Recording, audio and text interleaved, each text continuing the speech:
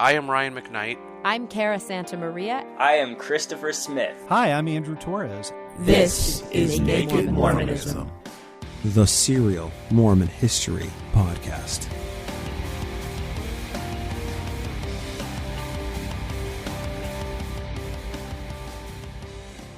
Joseph Smith and his arresting posse had made it safely back to Nauvoo. It's June 30th, 1843. The sun was shining. Thousands of people were in the streets greeting the prophet upon his return. The Nauvoo Legion, they were out with their arms. The band was playing. Joe returned to the loving embrace of his mother, his first wife Emma, and his children, who had been tortured with uncertainty for over a week from when they had first heard that Joe was arrested by Sheriffs Wilson and Reynolds of Illinois and Missouri, respectively. But now, Joe was in his kingdom, surrounded by his bodyguards, ready to roam freely as his desires led him. However, the week of multiple arrests by multiple individuals, it created a tangled mess, legally speaking. When Joseph was first arrested, he attained a writ of habeas corpus for the Dixon court, but that judge was, conveniently out of town at the time. So the new writ in his hand was much broader, and it granted the writ to be heard at any nearby court with jurisdiction. Now, add into this chaos, Joe's friend, Sheriff Campbell, had arrested the sheriffs who had arrested Joseph Smith, and they were given to the custody of General Wilson Law of the Nauvoo Legion. So everybody was in everybody else's custody, and the Nauvoo Legion had final say, and of course, Joseph Smith was commander-in-chief of the Nauvoo Legion. Further, Joe was mayor of Nauvoo and chief chairman of municipal court hearings, meaning that he was in the position to be the primary guy to chair the hearing on whether or not to grant his writ of habeas corpus. Seems like an ethical mayor would recuse himself were he in Joe's position, but ethics and the due process of law held no sway with a person like Joseph Smith. Upon their arrival in Nauvoo, Joe had the arresting sheriffs at his home for a proper feast. Emma served them in a massive party of Joe's most trusted elites with the best food that Nauvoo could offer. But the sheriffs were in hostile territory. They were in the custody of their captive, and they were dining within the belly of the beast. But the day was young. They chose to begin sorting out the legal mess that very day. So the various documents were entered into the Nauvoo Municipal Court record, beginning with the initial documentation from Governors Reynolds of Missouri and Governor Ford of Illinois, which led to the arrest of Joseph Smith. Now, Cyrus Walker, that was Joe's legal counsel. Cyrus Walker was a well-known lawyer in Illinois and one of the foremost criminal defense lawyers specifically. Walker had been out campaigning for state Congress when Joe was arrested, but he agreed to represent Joe once Walker was promised Joe's vote in the coming election of 1843. And that's just a way of saying that, Walker had the Mormon voting bloc on his side. If Joseph says he's going to vote for you, you can rest assured that the Mormons will vote for you. So I'm going to briefly read a few excerpts from the documents in order to illustrate the defense that Joe and Cyrus Walker were constructing against these documents. First, the initial arrest and extradition warrant signed by the governor of Missouri delivered to the governor of Illinois, Governor Ford. And today I'm going to be reading almost exclusively from Volume 5 of the Dan Vogel History of the Church. So the documentation and the court proceedings, they go from pages 488 to about 630. So as usual with the show, I've done a lot of reading so that you don't have to, but there aren't going to be really any links in the show notes for this because I'm just reading it from my actual hard copies of the books that I've transcribed into the show notes here. So let's get started. Quote, I, Thomas Reynolds, governor of the state of Missouri, having full trust and confidence in the integrity and abilities of Sheriff Joseph H. Reynolds, do hereby constitute and appoint him as agent of the said state of Missouri to proceed to the state of Illinois, for the purpose of receiving from the proper authorities of the state one Joseph Smith, Jr., charged with treason by him committed against the state of Missouri, and as having fled from the justice of the state of Illinois, and I do hereby authorize and direct said Joseph H. Reynolds to convey said Joseph Smith, Jr. from Illinois and deliver him to the custody of the sheriff of Daviess County in the state of Missouri. And signed, of course, by the Governor Thomas Reynolds, end quote. So that was the warrant that he sent to Governor Ford of Illinois. And then there's also a warrant for arrest and extradition from Governor Ford of Illinois in compliance with this request we just read from Governor Reynolds, and of course in compliance with the Constitution. Quote, Whereas it has been made known to me by the executive authority of the state of Missouri that one Joseph Smith Jr. stands charged with the crime of treason against the state of Missouri, and alleged that Joseph Smith Jr. has fled from the justice of said state of Missouri and taken refuge in the state of Illinois.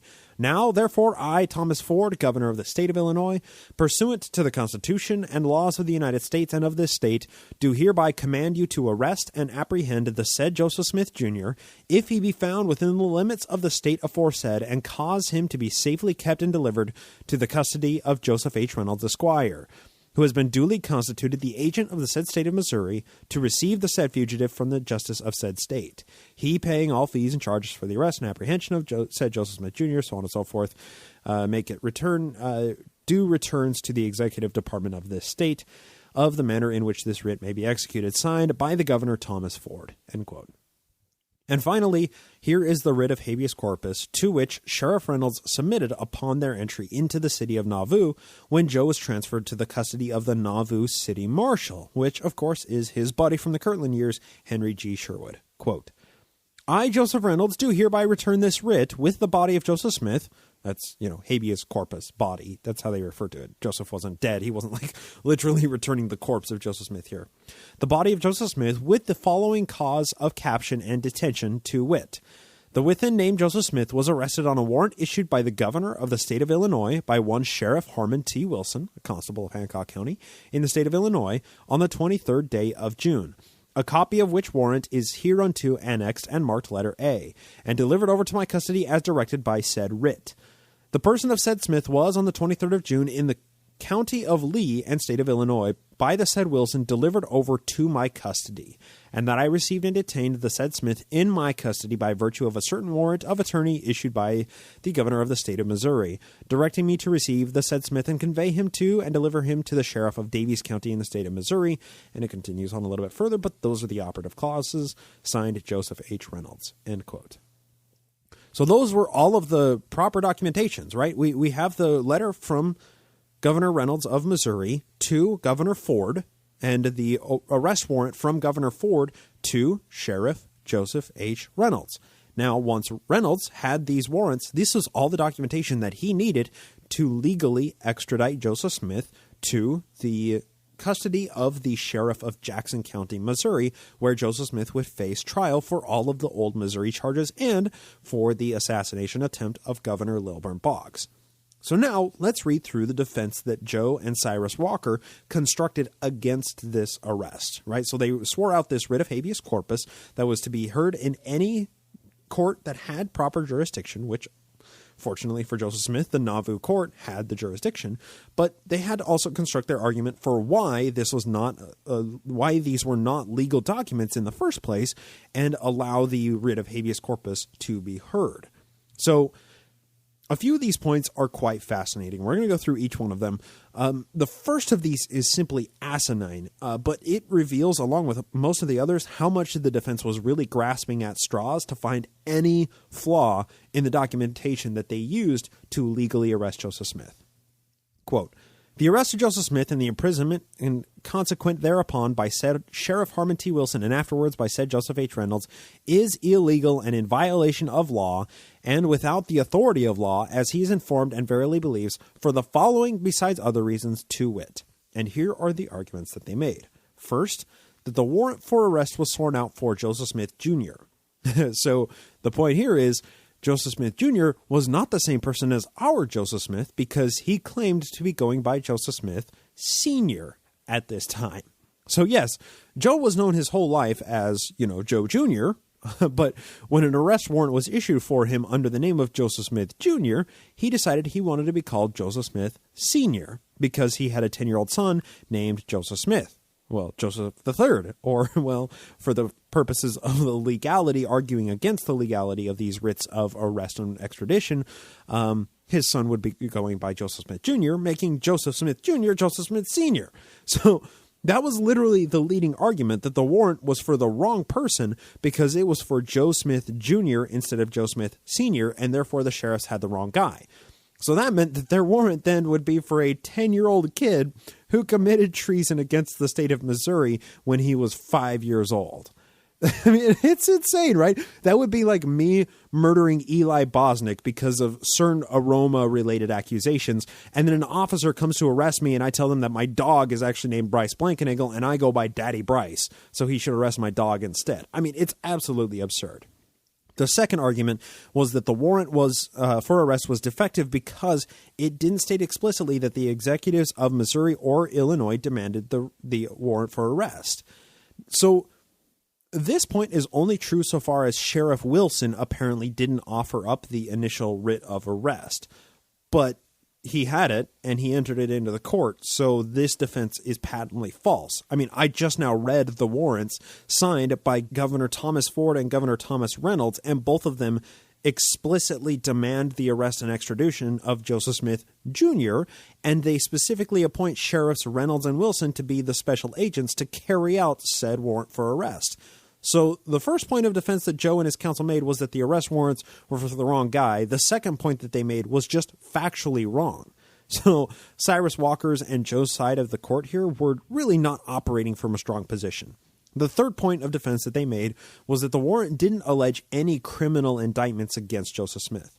But this is also factually wrong because we just read through it. Governor Reynolds' warrant specifically says that Joe committed treason against the state and fled as a fugitive. Those are both factually accurate statements, and Governor Ford's request clearly states that Sheriff Reynolds is appointed to act as sheriff within the state of Illinois, which was, granting him jurisdiction by the governor, in order to carry out the legal process of Missouri.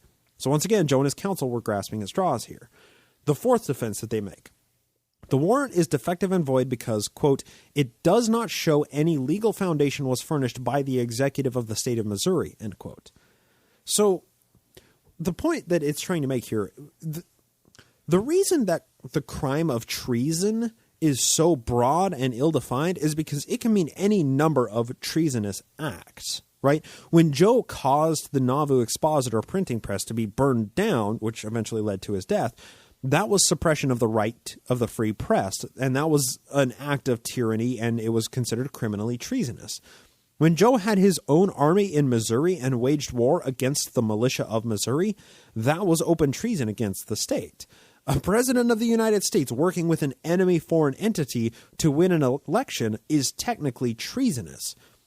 So treason is more like an umbrella criminal activity that many different categories of crimes can fall under. So the state of Missouri merely alleged treason on Joe's part, but his defense is making the argument that because specific treasonous acts were not enumerated in the arrest warrant, that it's void and defective.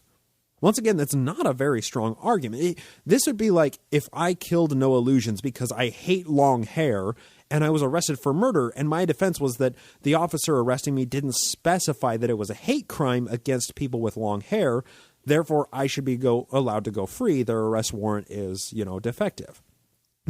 I got to admit, after reading through the first four arguments and the rest of them, it's hard to believe that the guy writing this defense, Cyrus Walker, was known as the best criminal defense lawyer in Illinois at the time. And then the fifth point is the most baffling because it just says, quote, said supposed warrant is in other respects defective and void, end quote. That's the entire fifth point of defense that they're making. It doesn't provide any clarification whatsoever. It's very odd. And then the sixth point of defense that they make here is it claims that Sheriff Reynolds from Missouri didn't actually have the authority to arrest somebody in a state that wasn't Missouri. But that's kind of a problem because Governor Ford of Illinois specifically appointed Sheriff Reynolds to have jurisdiction within the state of Illinois to carry out these warrants. And the state, the Governor Ford of Illinois was operating on a request from the governor of Missouri. So Sheriff Reynolds had the jurisdiction to arrest Joseph Smith. So this is not a defensible point. The seventh argument that they make, this claims that the right of double jeopardy, like Joe was trying to appeal to the right of double jeopardy because Joe had already been arrested in June of 1841 and December of 1842 on these charges, but Joe had been let off on writs of habeas corpus in both of those cases. Both times he was released on technicalities in the law, by judges who were under his political thumb, so we should just ignore that point, right? But he had the right to make the claim to double jeopardy, but Joseph Smith had never actually seen a jury trial for these charges. So he'd never even been single jeopardied to be able to claim double jeopardy. So this argument is yet one more fail. The eighth counterclaim, this states that Joe wasn't a fugitive from justice because, quote, he has not fled from the justice of the state of Missouri, and he is not guilty and has not been guilty of treason in or against the state of Missouri, end quote.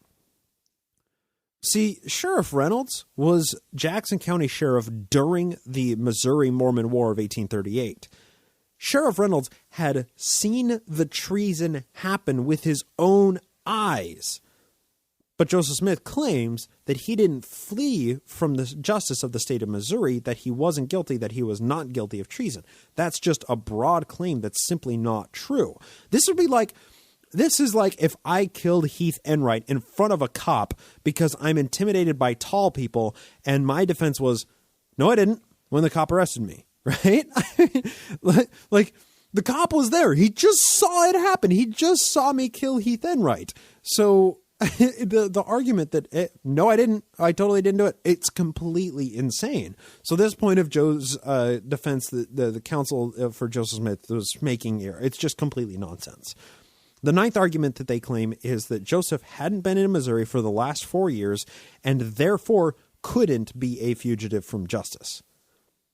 But what they seem to forget is that he had literally bribed his guards while being transferred between jails in order to escape their custody and flee Missouri to get to Illinois.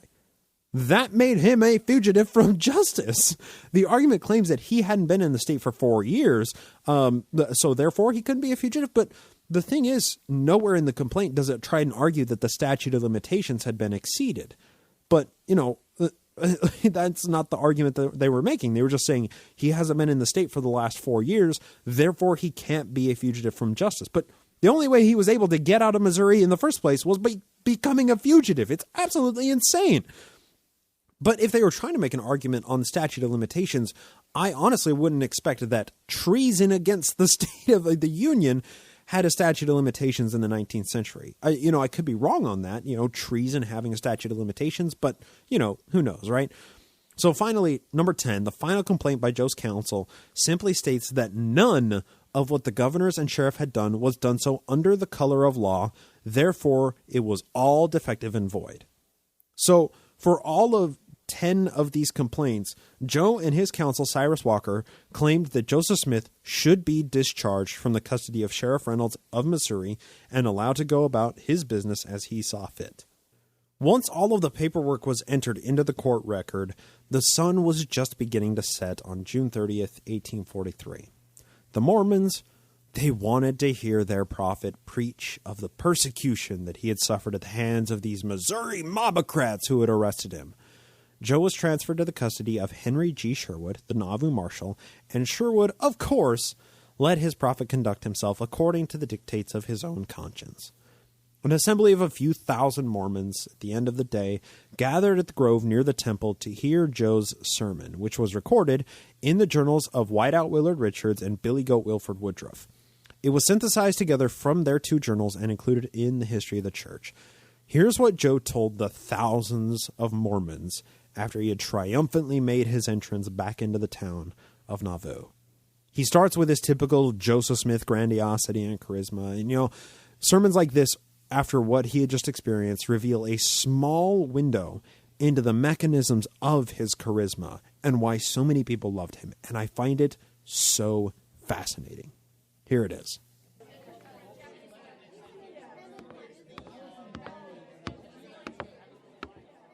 The congregation is large. I shall require attention. I discovered what the emotions of the people were on my arrival at this city, and I have come here to say, how do you do? To all parties, I do now at this time say to all, how do you do? I meet you with a heart full of gratitude to Almighty God, and I presume you all feel the same. I am well. I am hearty. I hardly know how to express my feelings. I feel strong as a giant, because he was a giant at this point. He just escaped the death penalty again, right? I pulled sticks with the men coming along, and I pulled up with one hand the strongest man that could be found. Then 2 men tried, but they could not pull me up, and I continued to pull mentally until I pulled Missouri to Nauvoo. But I will pass from that subject. This is an odd little, way to begin this. Joe was known by his own reports to be a great stick puller. And that's what he's talking about. He pulled the strongest man over his stick. There has been great excitement in the country since Joseph H. Reynolds and Harmon T. Wilson took me, but I have been cool and dispassionate through the whole. Thank God I am now a prisoner in the hands of the Municipal Court of Nauvoo and not in the hands of the Missourians. It's not so much my object to tell of my afflictions, trials, and troubles as to speak to the writ of habeas corpus so that the minds of all may be corrected. It has been asserted by the great and wise men, lawyers and others, that our municipal powers and legal tribunals are not to be sanctioned by the authorities of the state. And accordingly, they want to make it lawful to drag away innocent men from their families and friends, and have them put to death by ungodly men for their religion. Relative to our city charter, courts, rights of habeas corpus, I wish you to know and publish that we have all power. And if any man from this time forth says anything to the contrary, cast it into his teeth.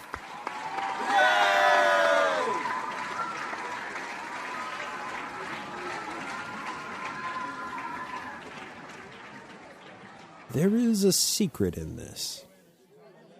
If there is not power in our charter and courts, then there is not power in the state of Illinois, nor in the Congress or Constitution of the United States. For the United States gave unto Illinois her Constitution or charter, and Illinois gave unto Nauvoo her charters, ceding unto us our vested rights, which she has no right or power to take from us. All the power there was in Illinois she gave to Nauvoo, and any man that says to the contrary is a fool. I want you to hear and learn, O Israel.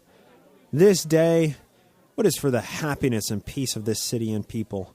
If our enemies are determined to oppress us and deprive us of our constitutional rights and privileges, as they have done, and if the authorities that are on the earth will not sustain us in our rights, nor give us that protection which the laws and the Constitution of the United States, or of this state, guarantee unto us, then we will claim them from a higher power, from heaven, yea, from Almighty God.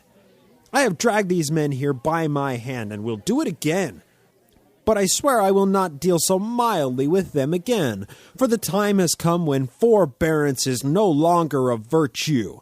And if I or you are taken again unlawfully, you are at liberty to give loose to blood and thunder. But be cool, be deliberate, be wise, act with almighty power. And when you pull, do it effectually. Make a sweepstakes for once. The time has come when the veil is torn off from the state of Illinois, and its citizens have delivered me from the state of Missouri.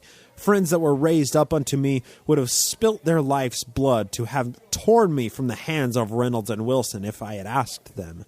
But I told them not. I would be delivered by the power of God and generalship. And I have brought these men to Nauvoo and committed them to her for whom I was torn, not as prisoners in chains, but as prisoners of kindness. I have treated them kindly. I have had the privilege of rewarding them good for evil. They took me unlawfully, treated me rigorously, strove to deprive me of my rights, and would have run me into Missouri to have been murdered if Providence had not interposed. But now they are in my hands. And I have taken them into my house, sat them at the head of my table, and placed before them the best which my house afforded. And they were waited upon by my wife, whom they deprived of seeing me when I was taken. I have no doubt but I shall be discharged by the municipal court. Were I before any good tribunal, I should be discharged, as the Missouri writs are illegal and good for nothing. They are without form and void. But before I will bear this unhallowed persecution any longer, before I will be dragged away again among my enemies for trial, I will spill the last drop of blood in my veins and will see all my enemies in hell.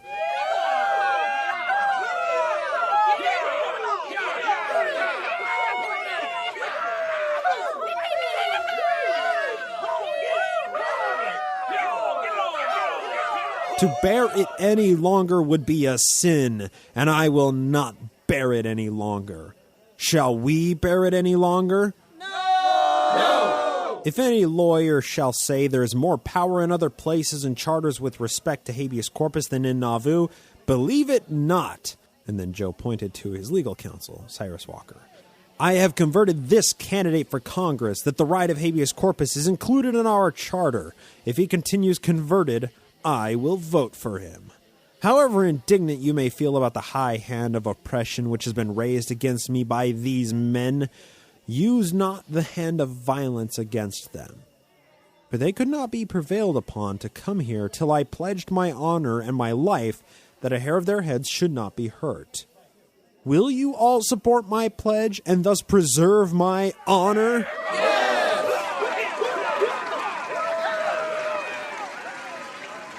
This is another proof of your attachment to me.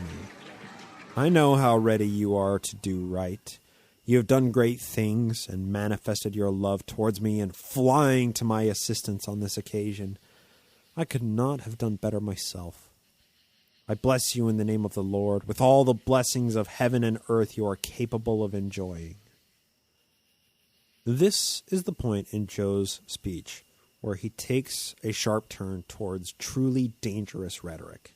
Everything in his speech up to this point culminated in this battle cry. I have learned we have no need to suffer as we have heretofore. We can call others to our aid. I know the Almighty will bless all good men. He will bless you. And the time has come when there will be such a flocking to the standard of liberty as has never been seen, or shall be hereafter. What an era has commenced! Our enemies have prophesied that we would establish our religion by the sword. Is it true?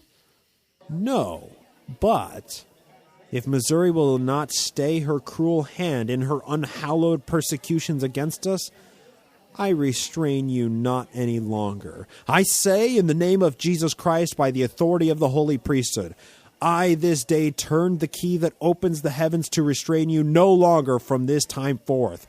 I will lead you to battle, and if you are not afraid to die and feel disposed to spill your blood in your own defense, you will not offend me. Be not the aggressor. Bear until they strike you on one cheek, then offer the other, and they will be sure to strike that. Then defend yourselves, and God will bear you off, and you shall stand forth clear before his tribunal. If any citizens of Illinois say we shall not have our rights, treat them as strangers and not friends, and let them go to hell and be damned. Some say they will mob us. Let them mob and be damned.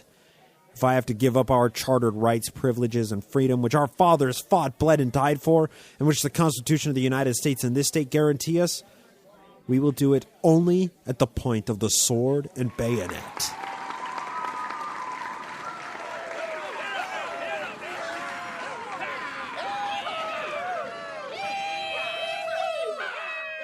In the rest of Joe's speech, he relates what happened to him once he was arrested, but we've already gone through all of that in the past 2 episodes. He continues to paint himself as the martyr of the Mormon cause, suffering religious persecution, and all the Mormons are being persecuted solely because they are the one true religion. The violent rhetoric is peppered all throughout the entire speech, but this was a call to violence. This is a cry for war the next time that Joe is arrested. He concludes his speech by bringing up his counsel, Cyrus Walker, who gave a few brief remarks, but then Joe finishes with this paragraph. The lawyers themselves acknowledge that we have all power granted us in our charters that we could ask for, that we had more power than any other court in the state, for all other courts were restricted while ours was not, and I thank God Almighty for it. I will not be rowed down to hell by the Missourians any longer, and it is my privilege to speak in my own defense, and I will appeal to your integrity and honor that you will stand by and help me according to the covenant you have this day made.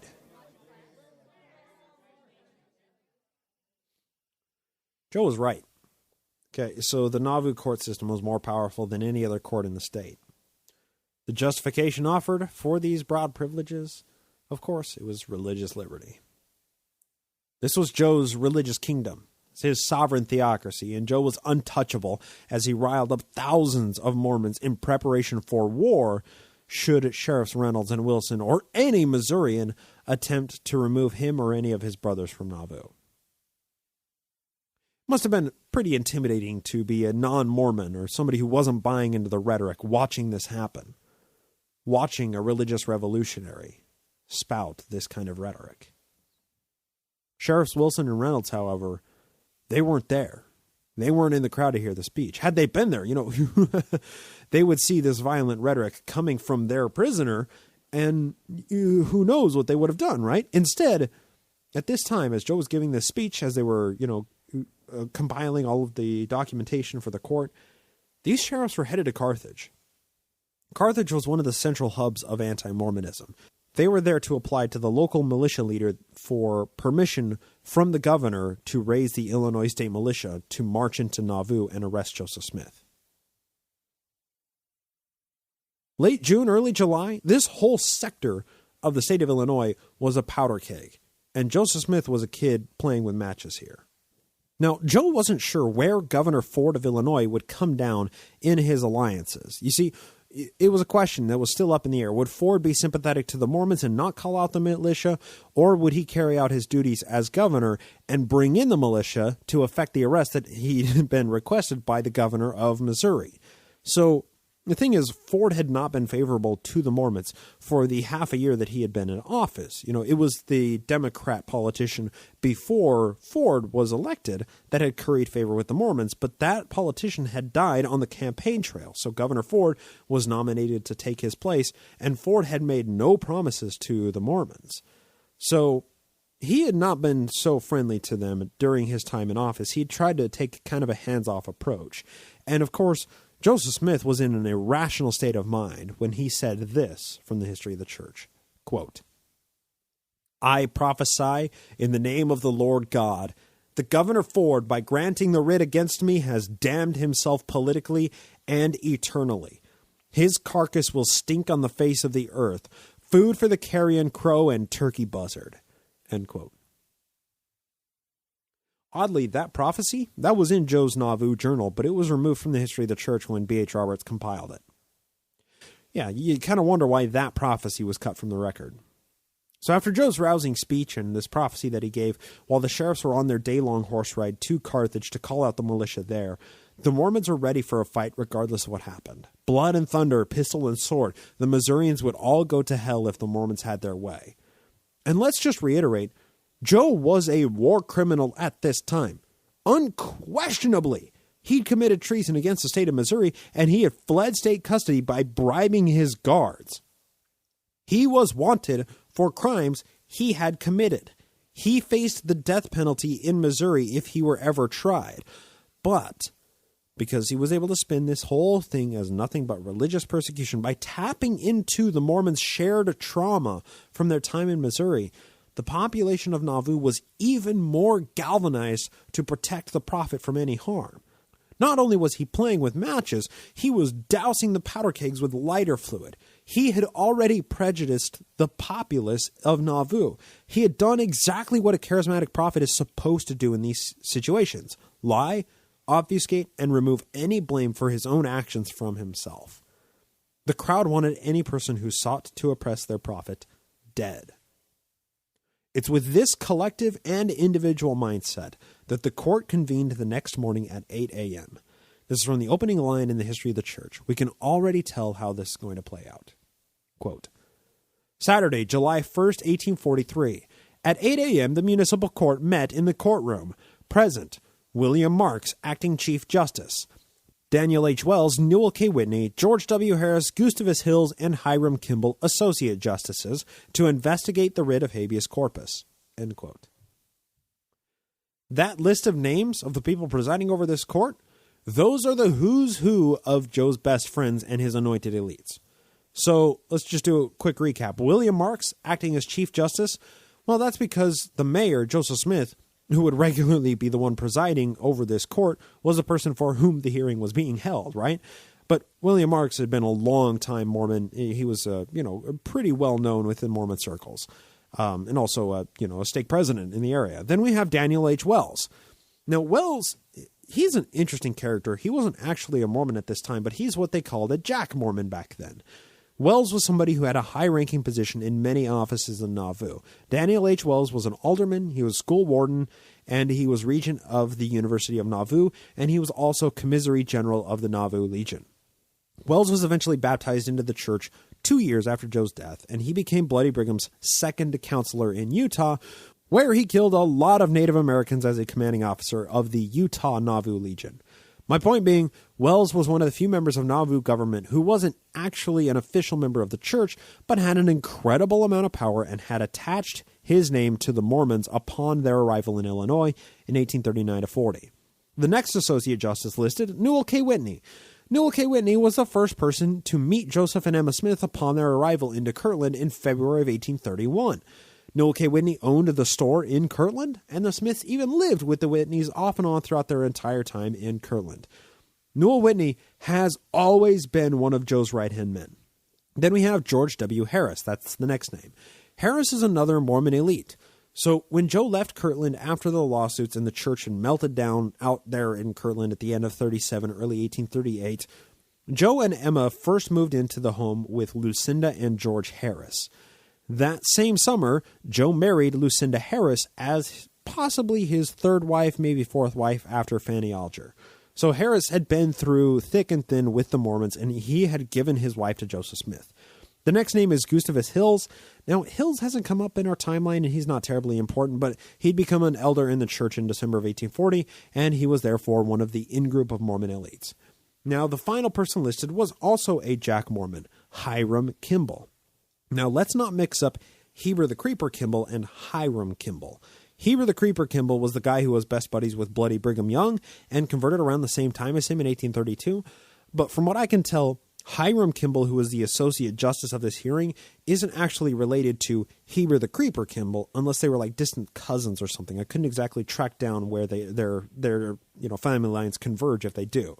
But Hiram Kimball was an alderman. He was a member of the Nauvoo Masonic Lodge and was assistant adjutant general in the Nauvoo Legion. Now, Kimball, this Kimball, not Heber the Creeper Kimball, but Hiram Kimball, was eventually baptized a few weeks after this hearing began in July of 1843, but he wasn't actually a member of the church at this time, even though he was one of Joe's trusted elites with a lot of political and military power in Nauvoo government and the Legion.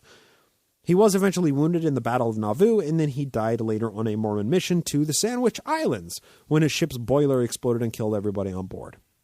So that gives us a sense for the people that would be judging whether or not Joe should be carried to Missouri to face the death penalty for treason against the state. Like I said before introducing the names, just based on the names alone, we already know how this hearing is going to play out. The opening arguments witness list reveals exactly how this hearing would play out if the names of the justices didn't reveal it already. First, to testify that Joe should be released on this writ of habeas corpus were Hiram's sidekick Abiff Smith, his older brother, P. Cubed Parley P. Pratt, one of the earliest members of the church, Bloody Brigham Young, George W. Pitkin, Lyman White, and, of course, Hingepin Sidney Rigdon. Now, I've read through all of these testimonies. The substance of them basically just reiterates what happened during the 1838 Mormon War in Missouri. We covered that extensively in episodes 40 to 50 of this show.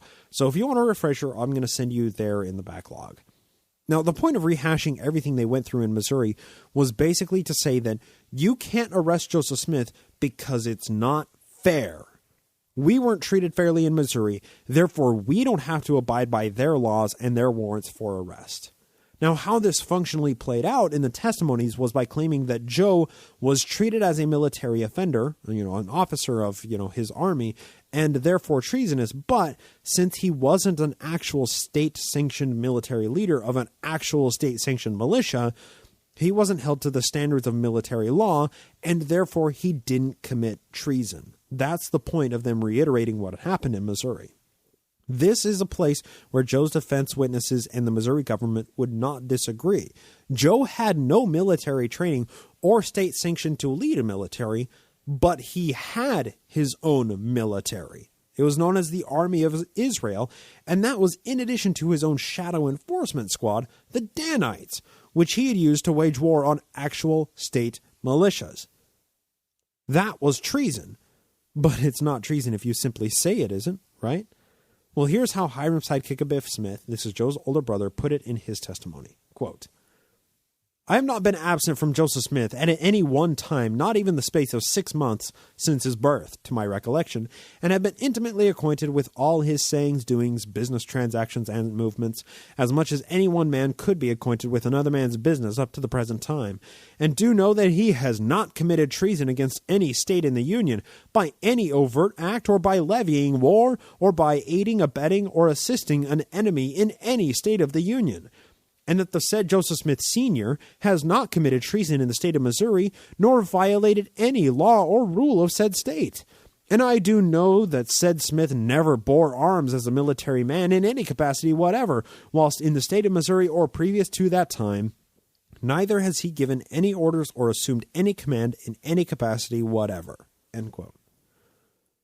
So that's the entire point of argumentation. He never led an army because he was not an actual state-sanctioned militia general or commanding officer of any sort. Therefore, he could not have committed treason. But he was a private citizen who raised his own army and committed treasonous acts. So the logic kind of falls apart. But this is the point. Like, Joe's entire defense here, not only was his his defense counsel, Cyrus Walker, but the actual witnesses who were testifying on his behalf, they were grasping at straws this whole time.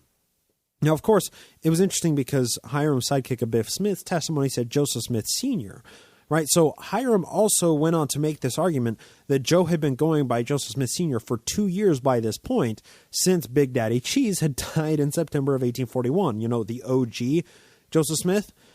And that basically just gave witness testimony to the first objection that was crafted by Joe's counsel, that the warrant was for the wrong person and therefore was defective and void. But, of course, it's an asinine objection. Hiram continues to relate his side of the story of the Missouri Mormon War. And it is interesting. I would recommend, if you're interested in reading it yourself, it's volume 5 of the History of the Church. It begins on about page 480 of the Vogel History of the Church. It's similar page numbers in the standard B.H. Roberts compiled History of the Church in volume 5. It goes for a long time. All of these testimonies are really long, and we're not going to go through all of them.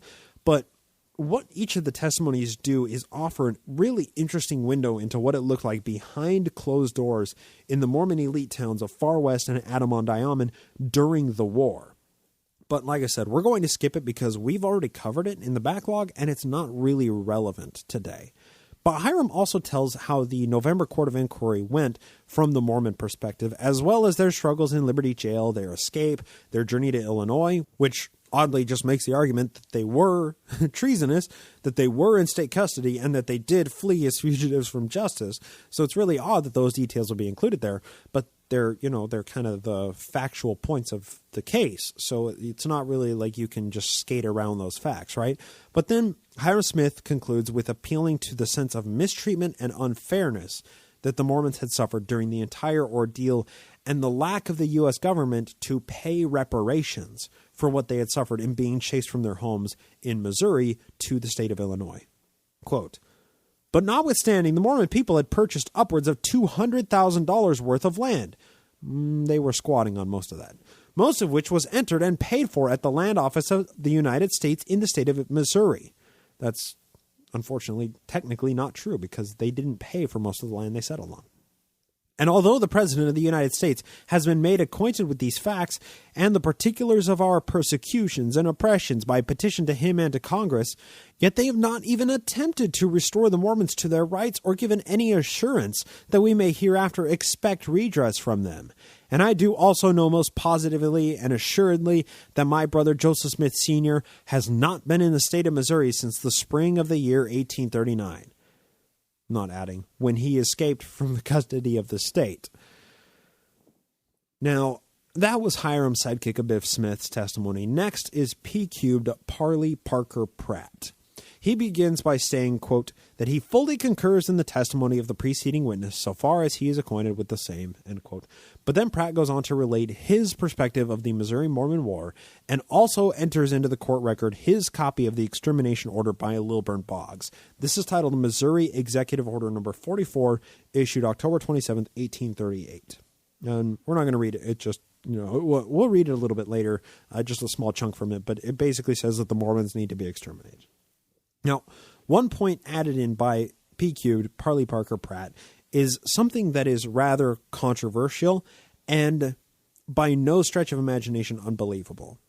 He related hearing the stories of the Hans Mill massacre while he was in custody of some of the people who had committed the massacre.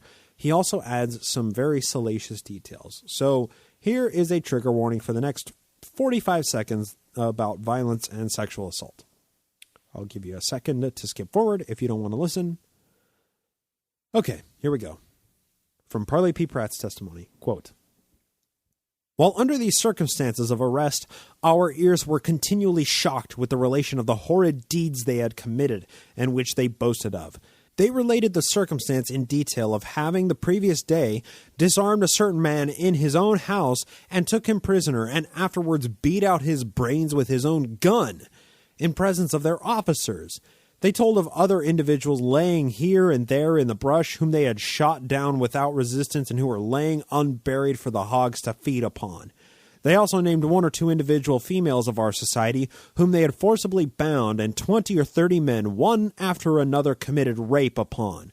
One of these females was a daughter of a respectable family with whom I have been long acquainted and with whom I have since conversed and learned that it was truly the case. Delicacy at present forbids my mentioning the names, end quote. Yeah, that detail by Pratt, I mean, it probably happened. There's no reason to believe that it didn't happen when Far West and Adam-on-Diamond surrendered. It was a military takeover. It's just one of those realities when it comes to military conflict. So I'll forgo commenting any further on that. The next person to testify was George W. Pitkin. Now, Pitkin reiterates a number of the same points, but he also adds a bit about the Mormons' guns being taken away, but they were guns that the Mormons had taken away from the Missouri militia in the first place, which he is kind enough to articulate for us as well, so there's that. This is what he said, quote, about this time, Joseph Smith received information that about 40 or 50 Yager rifles and a quantity of ammunition were being conveyed through Caldwell to Daviess County for the use of the mob, upon which he deputized William Allred to go with a company of men and intercept them if possible. He did so, and brought the said arms and ammunition into Far West, which were afterwards delivered up to the order of Austin A. King, Judge of the Fifth Circuit in Missouri, end quote. So that alone, from Pitkin, that is a treasonable offense, right? If you have a private military that marches out of your theocracy and aggressively seizes the arms of a state-sanctioned militia, you've committed treason, regardless of whether or not your private military is state-sanctioned. Okay? So if this is a witness called on behalf of defending Joe that there was no evidence to legally arrest him and convey him to Missouri to be tried for treason, this witness didn't help his case. But of course, to be clear, nobody in the court that day was in favor of Joe being taken to Missouri. Every member of the judicial panel, nearly every person spectating, Joe's legal counsel, Cyrus Walker, Joe himself, nobody there wanted Joe extradited. This was a kangaroo court. Bloody Brigham Young was the next person to testify. Now, he repeats many of the same points of the Missouri Mormon War, But he adds an interesting detail because he was the overseer of the Mormon removal from Missouri to Illinois, right? Brigham Young at the time, he was president of the Quorum of Apostles, and he was one of the few trusted Mormon elites who was not arrested at the time. So he was in charge of the logistics of getting the Mormons from Missouri to settle across the Mississippi into Illinois. So he has a unique perspective and offers some interesting details. But then he also adds this, quote, "The witness also says," that's Bloody Brigham, of course, "that they, the Missourians, compelled the brethren to sign away their property by executing a deed of trust at the point of a bayonet, and that Judge Cameron stood and saw the Mormons sign away their property, and then he and others would run and kick up their heels and say they were glad of it, and we have nothing to trouble us now. This judge also said, God damn them, see how well they feel now. General Clark also said he had authority to make what treaties he pleased, and the governor would sanction it," end quote. So this detail by Bloody Brigham Young isn't actually inaccurate. So General Clark was the Missouri militia general to whom the extermination order was issued by Governor Boggs, right? So this order told General Clark to remove or, quote, exterminate, unquote, the Mormons at all hazards. But keep in mind the context in which Governor Boggs issued the order, okay? The Mormons had just stolen the arms of a Missouri militia and had just now aggressively attacked Captain Bogart at Crooked River, and two Mormon elites, Thomas B. Marsh and Dr. Samson Avard, had defected and sworn out affidavits that the Mormons had a shadow military known as the Danites. That's why the extermination order says, quote, "I have received information of the most appalling character which changes entirely the face of things and places the Mormons in the attitude of an avowed defiance of the laws and of having made war upon the people of the state. The Mormons must be treated as enemies and must be exterminated or driven from the state if necessary for the public peace," end quote. That is straight from Executive Order number 44, and Boggs wasn't wrong. The Mormons were an enemy of the Missourians who had waged open war on Missouri militiamen, which the Mormons called a mob in order to diminish the authority by which the Missouri militia operated in their own consciences. The result of the Mormons waging war on Missouri was that they completely got shafted with their land and property once they were driven from the state. But that was simply one of the consequences of losing a war. They lost everything. They committed treason against the state of Missouri, and the state of Missouri said, "There's the door. We won. We forced you to surrender. Now leave, and you don't get to take anything with you." But at least the Mormons were allowed to live and relocate. And that's something that can't be said of most other wars that were going on in America at this time. But to also be fair, the Mormons were the ones who did this first, right? So Brigham Young was claiming that the General Clark had forced them to sign away their property under duress at the point of a bayonet. But Joseph Smith took something like 150 Danites to the houses of public officials in Missouri, surrounding their houses, and forced them to sign documents under duress, or as Brigham said, at the point of the bayonet. The Mormons treated the Missourians one way and then got offended when the Missourians responded with the same exact force. The Mormons wanted it both ways. Bloody Brigham's testimony concludes with this absolute absurdity. Quote, "The witness also stated that he never transgressed any, he meaning Joseph Smith, never transgressed any of the laws of Missouri, and that he never knew a Latter-day Saint to break a law while there. He also said that if they would search the records of Clay, Caldwell, or Daviess counties, they could not find one record of crime against a Latter-day Saint or even in Jackson County so far as witness knew." End quote. That is simply a lie, and Bloody Brigham Young was no idiot. He knew that was a lie. The Mormons had transgressed the laws of Missouri and of the federal government. All of the crimes that Missouri charged them with when, they held Joe and his 5 boys in Liberty Jail and something like 60 other Mormon elites in other jails around the state, while the state was compiling their documentation to bring up the case, the Mormons committed all of the crimes they charged them with. Arson, larceny, theft, robbery, treason. All of those crimes had been committed by the Mormons, and by extension, by the leader of the Mormons, Joseph Smith. The next testimony after Brigham Young came from Lyman Wight. Now, Wight was one of the craziest of the Danites who was always ready for a fight, okay? Fighting Wight. His testimony reiterates everything that the other witnesses had said, only in greater detail. He also adds a little bit about the Missouri election, during which he was elected to a colonel of the Missouri militia, and he received a stipend explicitly from Governor Boggs for his position in the state militia. Wight also adds the detail of his own courageousness in the face of death when he was arrested with Joe and friends outside of Far West after the cities surrendered. The sham court-martial was held by General Lucas when he was able to get the Mormons to surrender.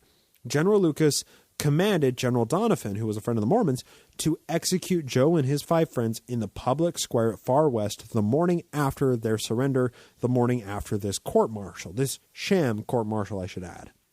When one of the captains of the Missouri militia approached Lyman Wight to tell him of his fate, this is how the interaction supposedly transpired, from Lyman Wight himself, so take it with a grain of salt.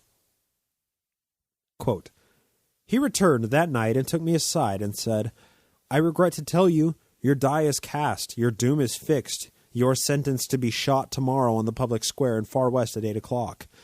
I answered, 'Shoot and be damned!' 'We were in hopes,' said he, 'you would come out against Joe Smith, but as you have not, you will have to share the same fate with him.' I answered, 'You may thank Joe Smith that you are not in hell this night, for had it not been for him, I would have put you there.'" End quote. Always ready for a fight, Lyman Wight was a lion of the prophet. His testimony on the stand here concludes with explicit details of how Joe and friends bribed the guards during their transfer to release them so that they could run away to the Mormon settlement across the Mississippi in Quincy, Illinois.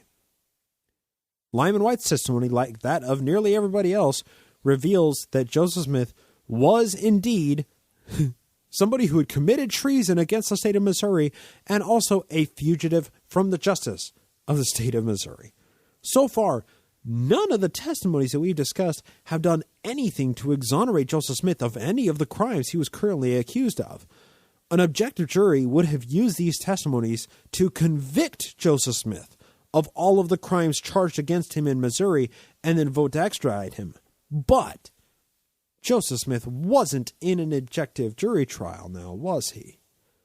Now, the next testimony was the final heard that day, and it was from Hingepin Sidney Rigdon. Now, Rigdon needs no introduction, but since he's been largely absent from the timeline for so many episodes, I'm just going to remind any new listeners that may have heard Sidney Rigdon or may not know where he came from or whatever. He was one of the most important pieces of the puzzle to the success of early Mormonism.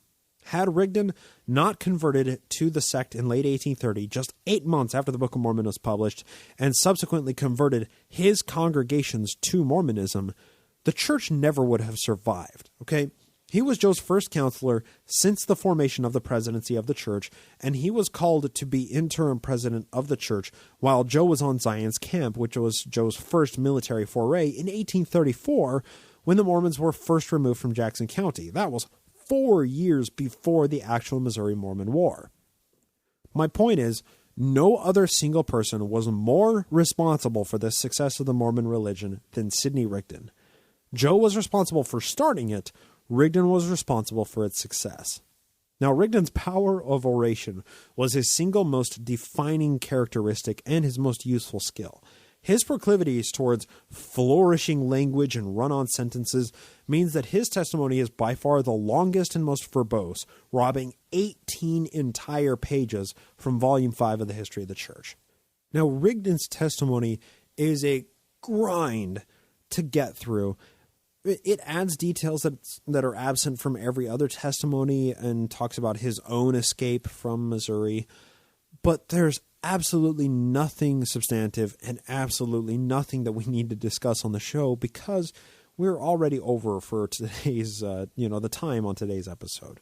But the thing is, it had been a long day by the time Rigdon took the stand, and Rigdon's oration undoubtedly tired out all of the spectators and certainly the clerk of the court because what was said to conclude the day's hearing isn't recorded beyond this little line, quote, Mr. Cyrus Walker, Patrick, Southwick, and Backman, the counsel on my behalf, from Joseph's perspective, of course, then respectively addressed the court, and they exhorted the Mormons to stand for their rights, stand or fall, sink or swim, live or die. Mr. Mason was counselor for Reynolds. End quote. So whatever the closing arguments for these lawyers, whatever they said was never documented, so we don't get to hear the counter-arguments made by Reynolds' counselor, Mr. Mason. We also don't get any details of Cyrus Walker's 3-hour closing remarks here. But if I were Mr. Mason, Reynolds' counselor here, if I were in his shoes, I would have just said, like, are we serious right now? You guys are supposed to be helping Joseph's case here? All right, Joe, you're under arrest again. I'm executing you right now. You're very clearly guilty of everything that Missouri wants to execute you for, as all of these witnesses have clearly stated on court record in your court, in your theocracy. But because this was a kangaroo court and nothing but Mormons and Mormon sympathizers as judge, jury, and execution here, this was the finding after the first day of testimonies. Quote, "This day came the said Joseph Smith Sr. in proper person." This is the first time he's ever been referred to as Joseph Smith Sr. Just want to let you know that. When they're making the legal arguments for it, this is the first time that Joseph Smith has ever appeared in any church documentation as Joseph Smith Sr. Once again, Joseph Smith Sr. in proper person, and the said Joseph H. Reynolds, that's Sheriff of Missouri, having made return of said writ of habeas corpus and produced the body of said Smith in pursuance to the mandate of said writ, and after hearing the evidence in support of said petition, it is ordered and considered by the court that the said Joseph Smith Sr. be discharged from the said arrest and imprisonment complained of in said petition, and that the said Smith be discharged for want of substance in the warrant upon which he was arrested, as well as upon the merits of the case, and that he hence go without delay. End quote. And just like that, Joe was arrested and released. The Illinois Register of July 7th, 1843, reports the court proceedings as follows. Quote, "The whole party made some stop at Nauvoo," that's the arresting posse, Joe makes his triumphant return, "where the Missouri agent says he was forced to go against his will. Smith and Cyrus Walker then sued out a writ of habeas corpus from the Municipal Court of Nauvoo. The case of Smith was brought before that court, which, after hearing a very able speech from Mr. Walker 3 hours long, and a very loud in favor of Smith, that court discharged him from imprisonment. Thus the matter now stands.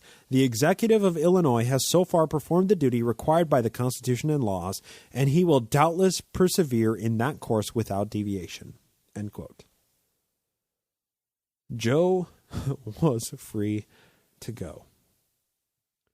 But the fight was long from over. During this hearing, Sheriff Reynolds and Wilson were in Carthage trying to raise the local militia with the approval of Governor Ford of Illinois to march into Nauvoo and arrest Joseph Smith again. Joseph Smith was no idiot. He sent Stephen Markham, who had been with him, part of his posse, the whole time since he had been arrested. He sent Stephen Markham to Carthage in order to spy on the sheriffs and get intel on how successful they were and bring that intel back to Nauvoo as soon as he could. And that's where we're going to pick up next week. I have to say, the reading through these witness statements was interesting. I'm going to find a link to, an online version of Volume 5 of the History of the Church. You'll find that in the show notes. I'll try and link up exactly where the testimonies begin, if that can be done. The whole situation is just endlessly fascinating to me. And I guess the main takeaway that I have is, like, when it comes to Mormon doctrine, whether that's polygamy and exaltation, the model of heaven, temple ceremonies, priesthood ordinances, and myriad other points, the church in many ways has completely shifted from what Joseph Smith first created. Everything he put into place has somehow been changed, adapted, altered, updated, removed, or completely forgotten. It's nice to see something that they kept from the Joe years of the church. And what, pray thee, is it that they have preserved to this day? Well, wanting to have it both ways. The church wants to have their cake and eat it too. When Joseph Smith said religious persecution, that was the system of law trying to rein in a criminal empire. When Joseph Smith said prophecy, that only applied until it was untenable by secular standards. When Joseph says that you must have 3 virgin wives to enter the celestial kingdom, it's a divine commandment until their tax-exempt status is threatened, and then it's just put on hold until the end times. When Brigham Young says people of African descent can't have the priesthood, it's prophecy until BYU gets protested and a brand new temple is going to be empty. When they say religious freedom today, it's used as an argument to oppress anybody that's not cis heterosexual. This hearing that we read through today illustrates that Joe was trying to pick and choose what laws of an enlightened society that he and his religion would follow, and then cry foul when those rules applied in ways that obstructed his religious theocracy. I mean, Utah just now appointed an old white guy returned missionary to the Utah State Liquor Board, and his religious convictions somehow don't constitute a conflict of interest. BYU can have a police force with full access to legal records that other police departments have, but when they're forced to report their own statistics to state law enforcement agencies, it's suddenly a fight in the courts. Religious liberty was Joe's defense to get out of the death penalty in this kangaroo court, and it's the same argument used today to insulate the church from the laws that the rest of us abide by. When that church in St. George went up in flames a few weeks ago, those were state-employed firefighters on the scene, but the church doesn't pay any taxes that would grant them access to those state infrastructure utilities.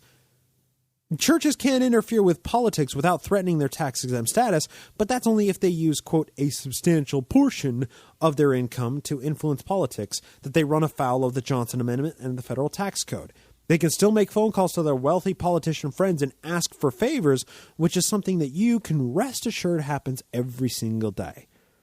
They can make land and regulation deals in nations that are avowed enemies of the United States, paying off oligarchs to build their temple, but the money exchanged lives under a shroud of darkness because religious freedom.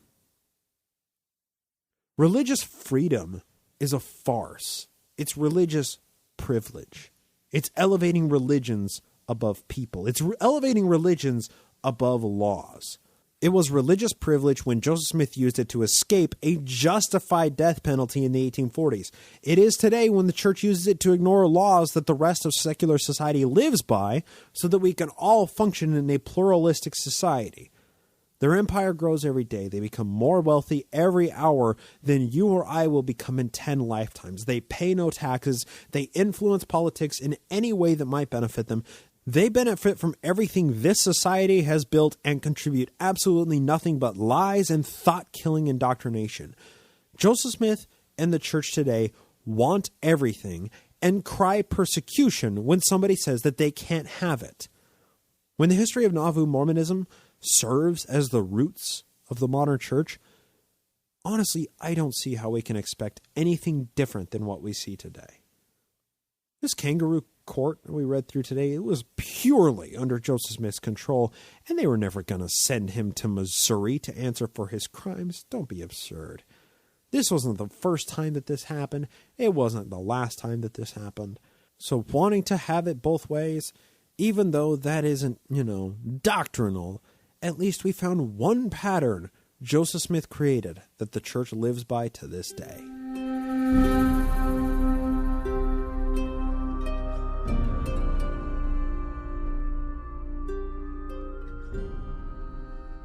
That's going to do it for our episode today. Don't go anywhere. Got a couple of announcements. Last week I said I was going to go onto the Zach Religion podcast / live broadcast on YouTube. You're going to find a link to that in the show notes. That was Zach Religion cast episode 185, just titled Bryce Blankenagel. That's awfully kind of him. It was a really fun conversation. Zach is an amazing host. He blindsided me at the opening with a seer stone in his hat, which was actually like a pilot's cap and a baseball. It blew my mind, but it was a really fun conversation. I want to thank Zach for inviting me on to join him. You can find the link to it in the show notes or by typing in Zachrilege, ZACHRILEGE cast, Zachrilege cast, episode 185. Also, we have something coming up that I want to let everybody know about. If you are in the St. George area or nearby or in Utah or you want to come and hang out, coming up April 14th, that is a month from when this episode airs, April 14th at 2 p.m., that is a Sunday, I'm going to be hanging out at a local meetup group in St. George, Utah. Now, I think I mentioned this a couple weeks back, but I'm going to be mentioning it for the next few weeks up until April 14th. We are going to be meeting at The Room at the Square. The address is 175 West, 900 South in St. George, beginning at 2 p.m. Going to hang out, and I'm going to share some of my newest research on the Smith entheogen theory. So if you're in the area or you want to make the trip to St. George for April 14th, that's where I'm going to be hanging out. Wayne Hepworth has coordinated everything with the meetup group there, and it's apparently a really active group. They've recently had speakers such as Jeremy Runnels and D. Michael Quinn, which I am, quite surprised to be on the ticket with people like that, or to be an invited guest to group who have had speakers like that.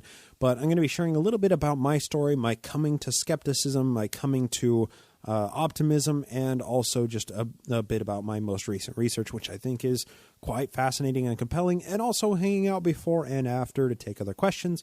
Usually goes about an hour and a half. It may go a little bit longer, a little shorter. We'll have to see. And then, we may do like a dinner before or a lunch, or a lunch before or a dinner after, something like that. So once again, that is at the Room at the Square, April 14th, beginning at 2 p.m., 175 West, 900 South in St. George, Utah.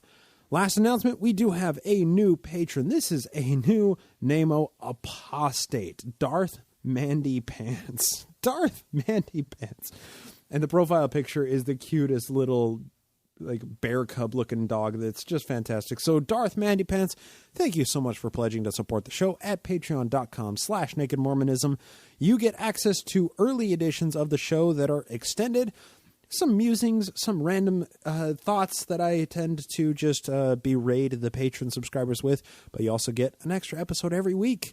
We're reading through the John C. Bennett History of Mormonism expose that came out in, History of the Saints, came out in 1842 right now, and we are more than 2/3 through that book, so anybody who wants to support the show, please do, patreon.com/nakedmormonism, and to those of you who do, thank you so much for giving me your hard-earned money in order to support the production of this show and keep a timely and quality release coming out every single week right at your faces. So with all of that, I want to, of course, thank all of the listeners for tuning in. And if you want to get in touch with me, you can find the contact info at nakedmormonismpodcast.com or hit me up, nakedmormonism@gmail.com, or Facebook, Twitter, all of the places by Googling or searching for those on the social medias. You can find me. I'm pretty easy to find. Some mentions, some, contact, direct messages, they'll draw me out of my little introverted lair. With all that, we're done for the night. Thank you so much for hanging out. I hope to talk to you next time here on the Naked Mormonism Podcast.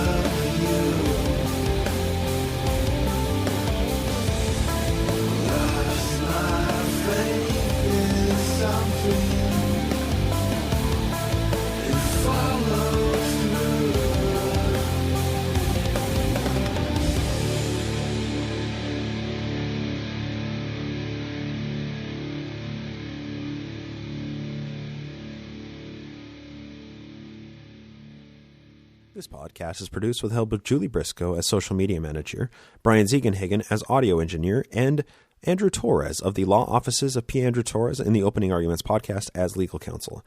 Music is written and performed by Jason Camo of aloststateofmind.com and used with permission. Naked Mormonism is a production of Ground Gnomes LLC, copyright 2019, all rights reserved.